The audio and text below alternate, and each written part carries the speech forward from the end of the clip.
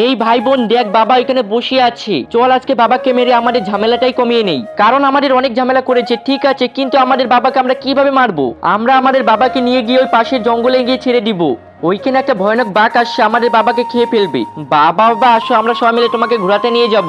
ঠিক আছে বাচ্চারা, চলো তাহলে। আরে ওরা সবাই বাবাকে জঙ্গলের দিকে কেন নিয়ে যাচ্ছে? আরে বাচ্চারা, তোমরা আমাকে জঙ্গলের দিকে কেন নিয়ে আসছো? আরে চল চল, এখান থেকে তাড়াতাড়ি ভাগ। আরে বাচ্চারা কোথায় চলে গেল আমাকে এখানে একা রেখে? দেখ দেখ, বাঘ চলে আসছে। আরে বাপরে বাপ, বাঘ চলে আসছে, এখন আমি কি করব?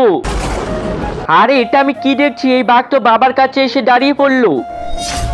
চল আমি বলি, এই বাঘটা বাবাকে কেন মারলো না? কারণ 10 বছর আগে যখন এই বাঘটা ছোট ছিল, তার পায়ের মধ্যে কাঁটা বিঁধে গেছিল। আর বাবা সেই বাঘের পায়ে থেকে কাঁটা খুলে কিছুদিন দেখাশোনা করেছিল। আর সেই বাঘটা এখনো বাবার ঋণ ভুলেনি। আর তোদের বাবা ছোটবেলা থেকে দেখাশোনা করেছে, আর তোরা বাবাকে মারতে চাস? তাহলে তো তোদের চেয়ে ভালো এই পশুটা।